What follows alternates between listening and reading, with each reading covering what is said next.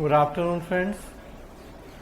आज हम लोग बात करेंगे प्रशासन या संगठन का दूसरा सिद्धांत, नौकरशाही का आदर्श model, ideal type of bureaucracy.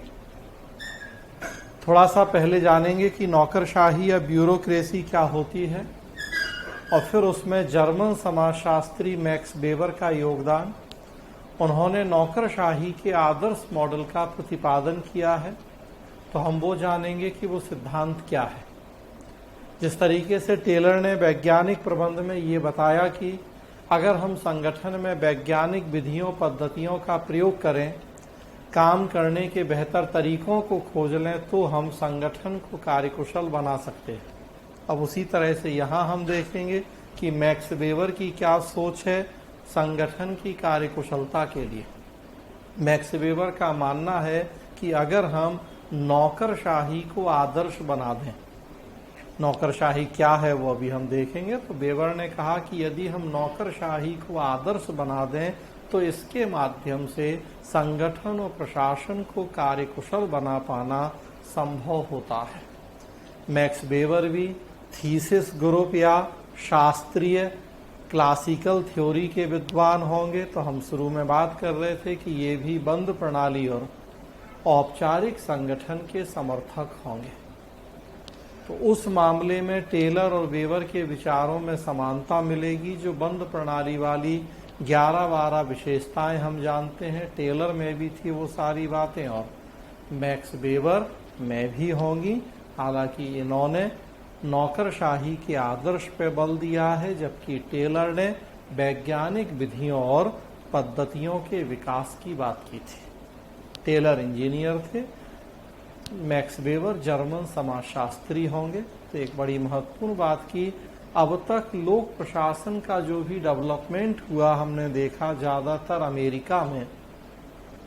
Max weber America के बाहर के विद्वान थे, जर्मन समाजशास्त्री, तो इस लिहाज से भी ये एक बड़ा महत्वपूर्ण योगदान या सिद्धांत था हमारे लिए कि अब अमेरिका के अलावा दूसरे देशों में भी लोक प्रशासन का विकास, उससे जुड़े डेवलपमेंट देखने को मिल रहे थे। तो देखिए, नौकरशाही सिद्धांत, इसमें मैक्स वेबर का योगदान पढ़ेंगे। पहले देखें कि नौकरशाही होती क्या है। तो नौकरशाही का अर्थ है स्क्रीन पे आपके सामने, दो अर्थ हैं, शब्दार्थ और भावार्थ। शब्दार्थ देखेंगे, अंग्रेजी शब्द है ब्यूरोक्रेसी, उसका हिंदी रूपांतर नौकरशाही। अंग्रेजी शब्द ब्यूरोक्रेसी का हिंदी रूपांतर नौकरशाही है, और जो अंग्रेजी का ब्यूरोक्रेसी शब्द है उसकी उत्पत्ति दो शब्दों से मिलके हुई है, ब्यूरो और क्रेसी। ब्यूरो फ्रांसीसी भाषा का शब्द है जिसका अर्थ होता है मेज या डेस्क।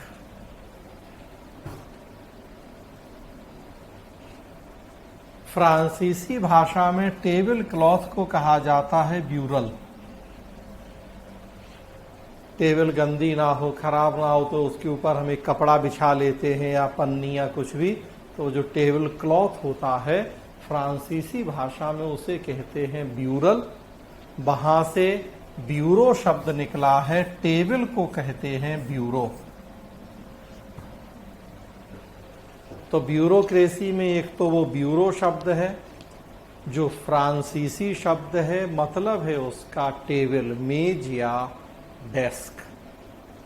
और क्रेसी ग्रीक वर्ड है, डेमोक्रेसी, ब्यूरोक्रेसी, या और इस तरह से बहुत सारी जगहों पे आप देखेंगे क्रेसी वर्ड, तो ये बेसिकली ग्रीक वर्ड है। उसका अर्थ होता है शासन या तंत्र। डेमोक्रेसी लोगों का शासन, डेमोस मतलब लोग और क्रेसी मतलब शासन। उसी तरह से ब्यूरोक्रेसी तो ब्यूरो का शासन, और ब्यूरो मतलब मेज या डेस्क, तो ब्यूरोक्रेसी का मतलब मेज का शासन या डेस्क तंत्र। मेज का शासन या डेस्क तंत्र, ये ब्यूरोक्रेसी शब्द का अर्थ है। शाब्दिक अर्थ मेज का शासन। तो हम बात कर रहे हैं कि टेबल क्लॉथ ब्यूरल, उससे टेबल को कहा जाने लगा ब्यूरो, और टेबल के दूसरी तरफ बैठे लोगों के समूह को कहा जाने लगा ब्यूरोक्रेसी। टेबल का शासन, मेज का शासन, मतलब अगर भावार्थ निकालें तो वही अधिकारियों का समूह। टेबल के एक तरफ बैठता है आप, हम आम आदमी, किसी भी ऑफिस में जाए, और दूसरी तरफ कौन बैठता है, तो वही जो बाबू सरकारी अधिकारी। तो मेज का शासन मतलब सेंस उसका सरकारी अधिकारी।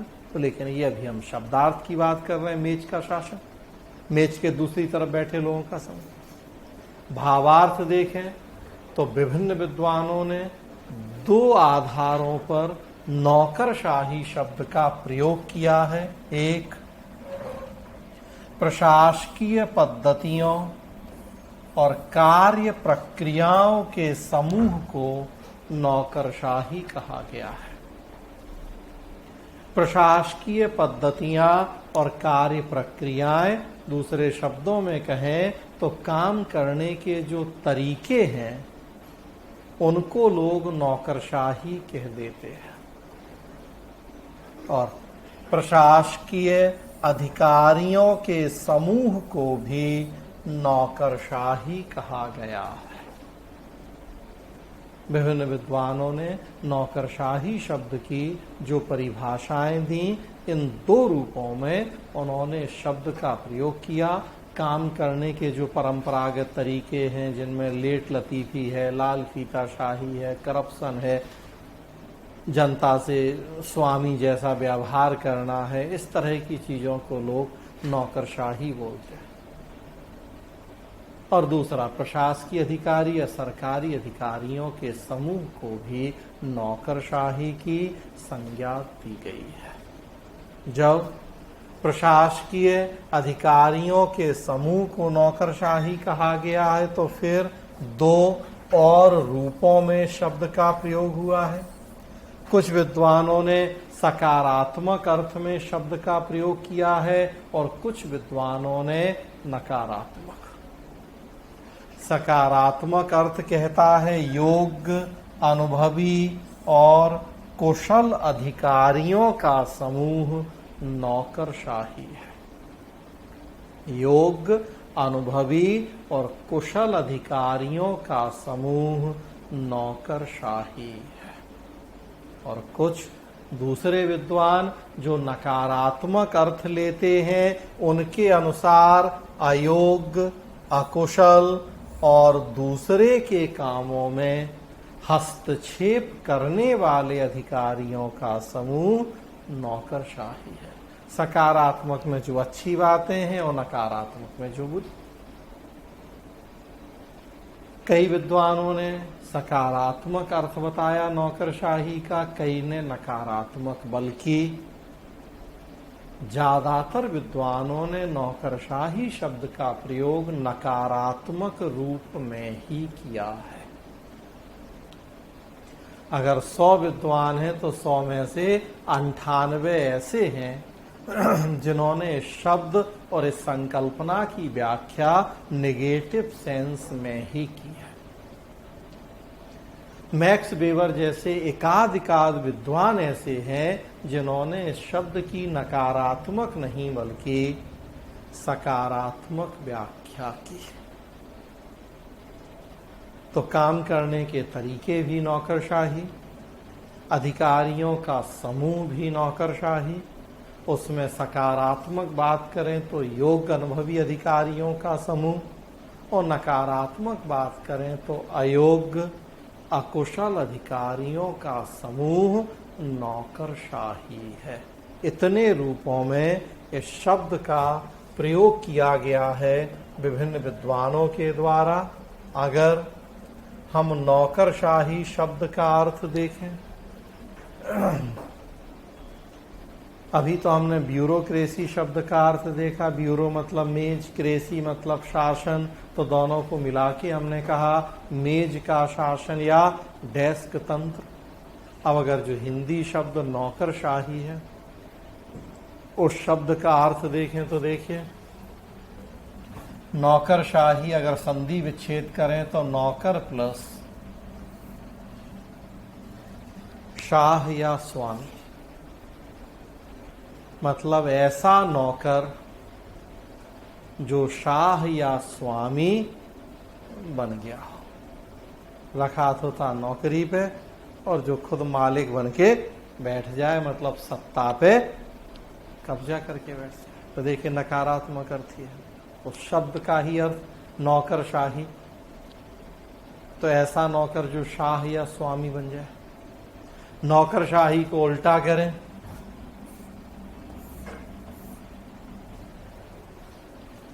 शाही नौकर। एक एक आईएएस, पीसीएस, वो जो झारखंड की महिला आईएएस पकड़ी गई और मंत्री जी से लेके बिहार बंगाल के चाहे जो भी, तो देखिए करोड़ों अरबों रुपए तो ऐसे हो गए जैसा लग रहा कि हम हजारों रुपया की बात कर रहे हैं। तो शाही नौकर कि बस नाम के लिए नौकर हैं, कहने को भैया आप लोक सेवक बनेंगे, जनता के सेवक, लेकिन अब कितने सेवक हैं। मुझे दिख रहा कि एक एक क्लर्क और चपरासी के यहाँ भी करोड़ों रुपया तो ऐसे मिल रहा है जैसे कि हमने कहा। तो शाही नौकर कि बस नाम के ही नौकर है, राजे महाराजाओं से कम नहीं है कि 10-10 लाख की घड़ियां पहन रहे और क्या क्या और सब जो है। तो उल्टा करें, सीधा करें। देखिए ये एक नकारात्मक अवधारणा है। ऐसा नौकर जो शाह या स्वामी बन गया हो, शाही नौकर। इवन जो अंग्रेजी शब्द है ब्यूरोक्रेसी,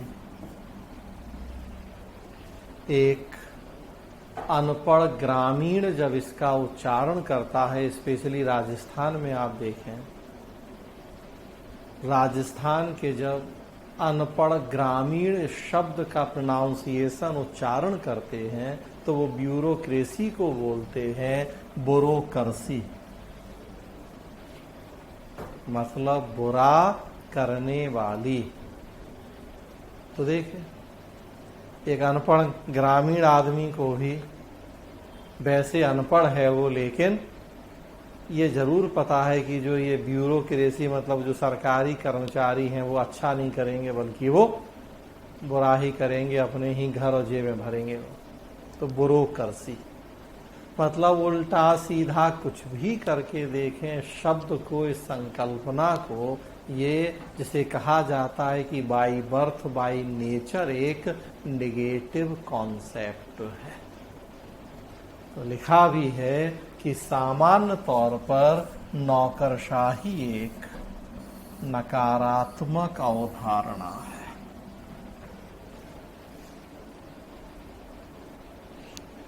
यही ध्यान भी रखना है कि नौकरशाही एक नकारात्मक अवधारणा, और आगे पढ़ेंगे लोक सेवा वो एक सकारात्मक अवधारणा होती है। केवल शब्दों का ही अंतर देखें तो ये नौकरशाही, ऐसा नौकर जो शाह या स्वामी, और वो होगी लोक सेवा, लोगों की सेवा करना। तो केवल शब्दों के अर्थ ही देखेंगे तो एक में नकारात्मक भाव है और दूसरे में सकारात्मक। अक्सर इंटरव्यू में पूछा जाता है प्रश्न कि आपको नौकरशाह बनना है कि लोक सेवक। नौकरशाही और लोक सेवा में मूलभूत अंतर क्या है? तो भाई लोक सेवक बनना है, क्योंकि सबसे बड़ा अंतर आप देख रहे हैं कि लोक सेवा सकारात्मक है नाम से ही, स्वभाव से, और नौकरशाही नकारात्मक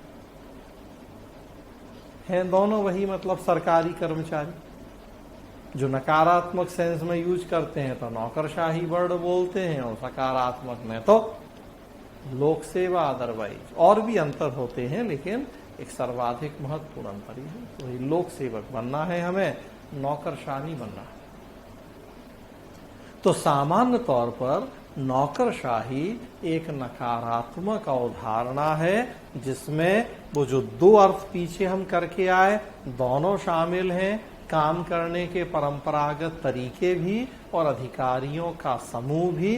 तो जो अर्थ आपको याद रखना है नौकरशाही का, दोषपूर्ण प्रशासनिक व्यवस्था और निरंकुश अधिकारियों का समूह नौकरशाही कहलाता है। दोषपूर्ण प्रशासनिक व्यवस्था और निरंकुश अधिकारियों का समूह, इसे हम नौकरशाही कहते हैं। मतलब काम करने के परंपरागत तरीके जिसमें टाल मटोल, बेईमानी, भ्रष्टाचार, गोपनीयता जैसी समस्याएं हो, और दोषपूर्ण प्रशासनिक व्यवस्था और निरंकुश अधिकारी, मतलब वही जो हम बात कर रहे हैं, शाही नौकर या ऐसा नौकर जो शाह या स्वामी बन जाए, सारी सत्ता कब्जा के बैठ जाए, दूसरे के काम में हस्तक्षेप करे, तो उस तरह के लोग।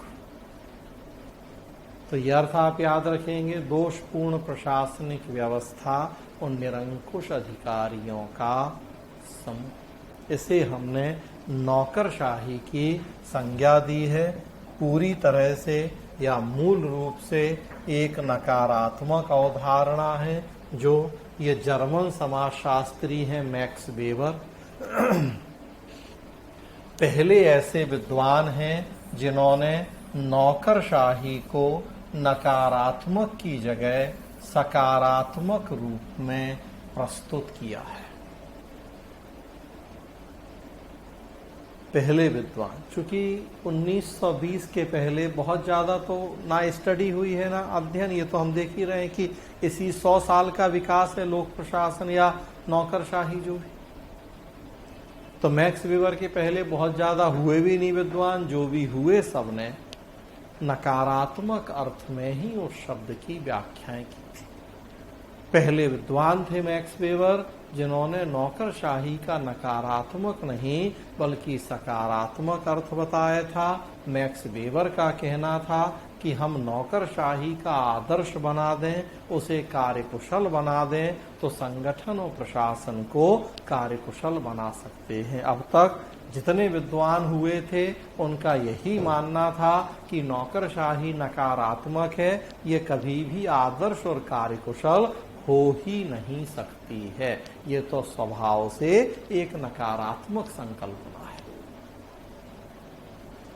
मैक्स वेबर पहले विद्वान थे जिन्होंने उस सोच को बदलने का प्रयास किया था और कहा था कि नहीं, ये भी सकारात्मक है या सकारात्मक हो सकती है अगर हम इसमें कुछ लक्षणों, कुछ विशेषताओं को शामिल करने का प्रयास करें। मैक्स वेबर ने नौकरशाही की जो परिभाषा दी, नियुक्त किए गए अधिकारियों का समूह नौकरशाही है।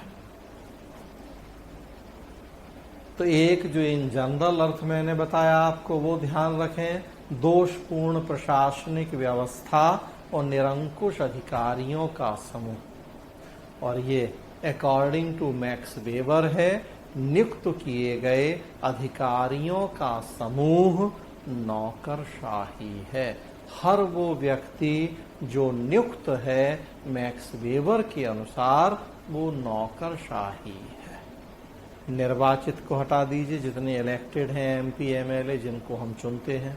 मनोनीत को हटा दीजिए, राष्ट्रपति ने जिसका मनोनयन किया या किसी और ने मनोनयन किया, राज्यपाल ने, उन सबको हटा दीजिए। जिनकी नियुक्ति की जाती है उन सबके समूह को मैक्स वेबर ने नौकरशाही की संज्ञा दी है,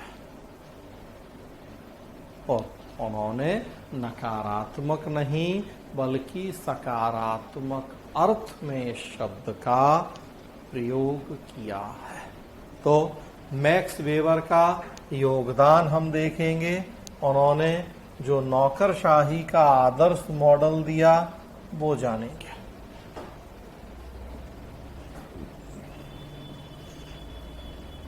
सबसे पहले मैक्स वेबर ने नौकरशाही के आदर्श मॉडल के पहले भी एक और सिद्धांत दिया था जिसे हम प्रिंसिपल ऑफ अथॉरिटी या सत्ता का सिद्धांत कहते हैं। तो ये क्या था मैक्स वेबर का सत्ता का सिद्धांत, थोड़ा इसको जाने और तब फिर जो उनका नौकरशाही का आदर्श मॉडल था वो देखेंगे। मैक्स वेबर की 1920 में एक पुस्तक प्रकाशित हुई थी। पुस्तक का नाम था विल्ट सॉफ्ट एंड गेसल सॉफ्ट। आप देख रहे हैं मैक्स वेबर जर्मन समाजशास्त्री थे। ये पुस्तक भी जर्मन लैंग्वेज में प्रकाशित हुई थी। जो ये नाम है जर्मन नाम है, ये विल्ट सॉफ्ट एंड गेसल सॉफ्ट, जर्मन लैंग्वेज है ये। वहीं के समाजशास्त्री थे। उनकी मृत्यु के बाद पुस्तक प्रकाशित हुई थी। मैक्स वेबर का समय देख रहे हैं आप 1864 से 1920, और देखिए इस पुस्तक के प्रकाशन का समय भी 1920। तो मृत्यु के बाद उनकी ये पुस्तक छप के आई थी। इस पुस्तक में जो ये विल्ट सॉफ्ट एंड गेसल सॉफ्ट है, हम देखेंगे बाद में इसका 1947 के आसपास अंग्रेजी अनुवाद प्रकाशित हुआ था पुस्तक का। अंग्रेजी अनुवाद का नाम था सामाजिक एवं आर्थिक संगठन के सिद्धांत, theories of socio economic organisations. सामाजिक आर्थिक संगठन के सिद्धांत, theories of socio economic organisations, वो अंग्रेजी अनुवाद आया था द्वितीय विश्व युद्ध के बाद में। मूल पुस्तक जर्मन लैंग्वेज में थी। इस पुस्तक में वेबर ने एक प्रश्न उठाया कि क्यों कोई व्यक्ति किसी दूसरे व्यक्ति को आदेश देता है या उससे आदेश लेता है। क्यों ऐसा हो रहा है कि मैं आपसे कुछ कह रहा हूं और आप उसे मान रहे हैं।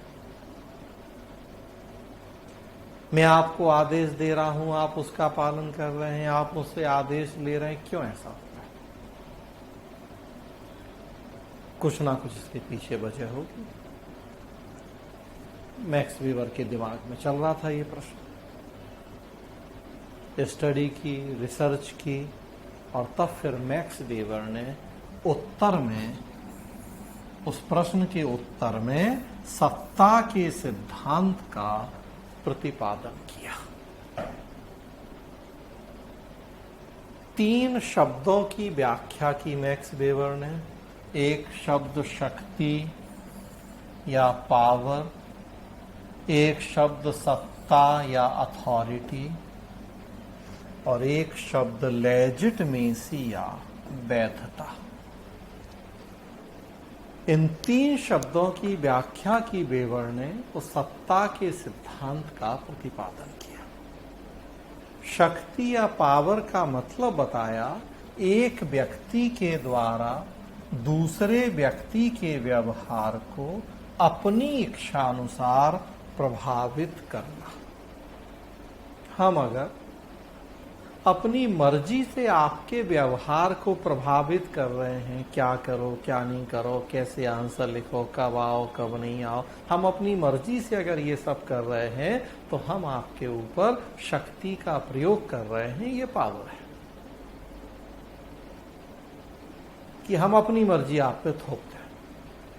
जैसे जितने गुंडा मवाली टाइप के लोग हैं तो वो ऐसे ही करते हैं, वे शक्तिशाली हैं। दाऊद इब्राहिम, अबू सलेम या मुख्तार अंसारी या अतीक अहमद या यूपी बिहार के और इतने बाहुबली या जो भी, तो बहुत शक्तिशाली, बहुत पावरफुल लोग हैं वो। आम बोलचाल में यही कहते हैं। मतलब वो अपनी मर्जी जबरदस्ती दूसरे के ऊपर थोपते हैं। अपनी इच्छा से दूसरे के व्यवहार को प्रभावित करते हैं, दूसरा उनकी इच्छा को माने या नहीं माने, तैयार हो मानने के लिए या नहीं हो, जबरन थोप देते हैं अपनी बात, तो शक्ति। और जब शक्ति को वैधता मिल जाए तो वो बन जाती है सत्ता। शक्ति प्लस वैधता बराबर सत्ता। Power plus legitimacy is equal to authority. Hindi शब्द वैधता है, लेकिन ध्यान रखने की बात है कि अंग्रेजी शब्द है यहां लेजिटमेसी। लीगल को भी हिंदी में वैध कहते हैं, लेकिन जानबूझ के यहां हमने अंग्रेजी शब्द इसीलिए लिखे हैं कि ताकि आपको अंतर क्लियर रहे। हिंदी शब्द वैध या वैधानिक है, लेकिन अंग्रेजी शब्द लीगल नहीं है या लीगलिटी नहीं है। अंग्रेजी शब्द है लेजिटिमेसी, उसे भी हिंदी में वैध या वैधानिक ही कहते हैं। डिक्शनरी में अगर अर्थ देखेंगे आप इस वर्ड का लेजिटिमेसी का, तो मतलब होता है किसी भी वजह से स्वीकार कर लेना। शक्ति हम अपनी मर्जी जबरदस्ती आपके ऊपर थोप दें, और वैधता या लेजिटिमेसी जब आप उसे किसी भी वजह से स्वीकार कर लें। तो शक्ति प्लस वैधता बराबर सत्ता। अगर जबरदस्ती हम थोप रहे तो शक्ति है, और किसी वजह से आपने उसे स्वीकार कर लिया तो वो सत्ता बन जाती है। तो power plus legitimacy is equal to authority. तो अब चलिए इन शब्दों का अंतर तो क्लियर हो गया कि शक्ति और सत्ता में क्या अंतर। शक्ति है जबरदस्ती थोपना अपनी बात, तो सत्ता है कि उसे सामने वाले की स्वीकृति मिल जाए। आप स्वीकृति जिस वजह से मिल जाए, तो फिर भाई किस वजह से स्वीकृति मिलती है ये जानना जरूरी है। भाई मुद्दा तो यही है ना कि आप हमारी बात क्यों मान रहे हैं। हम जबरदस्ती थोप रहे हैं आपके ऊपर, या मान रहे तो क्यों मान रहे हैं। तो फिर बेवर ने सत्ता के 3 प्रकार बताए या 3 अवसर बताए जब शक्ति को वैधता मिलती है। क्या नाम दिया? परंपरागत सत्ता, ट्रेडिशनल अथॉरिटी, चमत्कारिक सत्ता, कैरिस्मेटिक अथॉरिटी या करिश्माई सत्ता भी, और वैधानिक सत्ता या लीगल अथॉरिटी। बेवर ने कहा ये सत्ता के 3 प्रकार हैं, मतलब 3 कारण या अवसर हैं जब शक्ति को वैधता मिलती है। परंपरागत सत्ता, इसमें होता क्या है, हम इसलिए किसी के आदेश का पालन करते हैं क्योंकि ऐसा करना हमारी परंपरा है, हमारा रीति रिवाज है। जैसे घर परिवार में देखिए, हम अपने बड़े बुजुर्गों का आदर सम्मान करते हैं, उनके आदेशों का पालन करते हैं। क्यों? परंपरा है समाज की, परिवार की ऐसी कि जो घर के बड़े बुजुर्ग हैं, दादाजी हैं, ताऊ जी हैं, पिताजी हैं, बड़े भाई हैं, पुरुष सत्तात्मक समाज है, तो घर का जो पुरुष सदस्य है सबको उसकी बात सुननी है। जो सबसे वरिष्ठ पुरुष सदस्य है, उस परंपरा चली आ रही है। वो जो कह रहा हमें मानना है। खाप पंचायतें हैं, वो जो कह रही हैं हमें मानना है। मंदिर में पुजारी है, मस्जिद में इमाम है, चर्च में पोप हैं, उनके आदेश, राजतंत्र में राजा है, सामंतवाद में सामंत है। देखिए आज ब्रिटेन में सम्राट या साम्राज्ञी जो भी हैं, साम्राज्ञी हैं, कल उनका उत्तराधिकारी सम्राट बने या साम्राज्ञी बने, आज हम उनके आदेश मान रहे हैं, कल उनके उत्तराधिकारी के। क्यों? परंपरा चल रही है ऐसे। तो एक ये कारण होता है किसी के आदेश मानने का। दूसरा कारण है चमत्कारिक सत्ता या करिश्माई सत्ता। हम इसलिए किसी के आदेश माने क्योंकि उसमें कुछ ऐसे गुण हैं, उसमें कुछ ऐसा करिश्मा या चमत्कार है कि हम उससे बड़े प्रभावित हो गए हैं।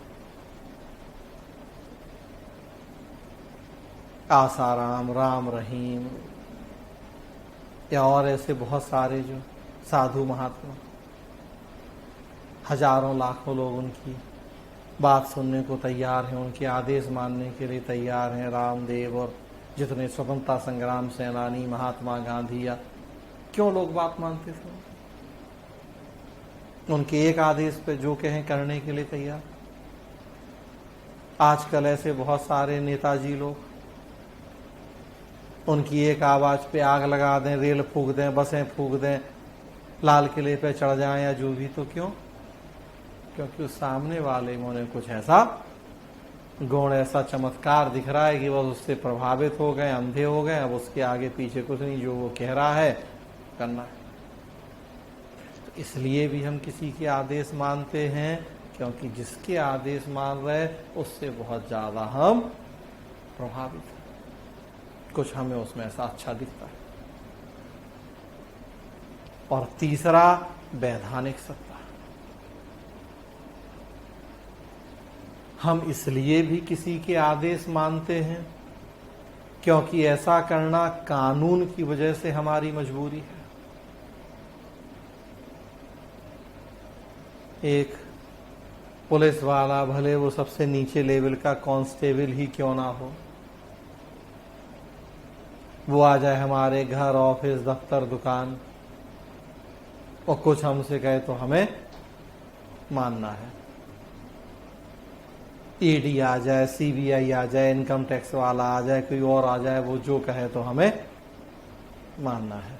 ईडी समन भेज दे तो राहुल गांधी और सोनिया गांधी जैसों को तक उनके आदेश का पालन करते हुए जब वो जितने बजे बुला रहे हैं वो तो पहुंचना है। क्यों? वो कानून की वजह से मजबूरी है। तो ये हमारे देश का संविधान, हमारे देश का कानून ऐसा है। उसने ईडी को शक्ति दी है या ईडी में जो लोग काम कर रहे हैं उन्हें वो शक्ति मिली है, उनकी बात सुननी माननी। बंगाल के मंत्री जी को गिरफ्तार कर लें और जिसको जो, तो भाई उन्हें कानून से मिली है शक्ति, इसलिए हम उनकी बात सुनते और मानते हैं। कोर्ट है, पुलिस है, जो भी हम जितने भी सरकार में बैठे लोग। तो देखिए, तीन अलग अलग वजहों से हम किसी के आदेश मान रहे हैं। एक परंपरा की वजह से, दूसरा कुछ ऐसे चमत्कार गुण हैं कि उनसे प्रभावित होके, और तीसरा कानून और संविधान की वजह से हमारी मजबूरी है, उसे मानना है। तो बेवरने का देखिए तीन कारण हैं जब शक्ति को वैधता मिलती है, मतलब हम दूसरे के आदेश को स्वीकार करते हैं तो वो सत्ता बन जाती है। तो सत्ता के ये तीन प्रकार हैं। अम्बेवर ने कहा कि जो ये वैधानिक सत्ता है, चूंकि ये नियम कानूनों पर आधारित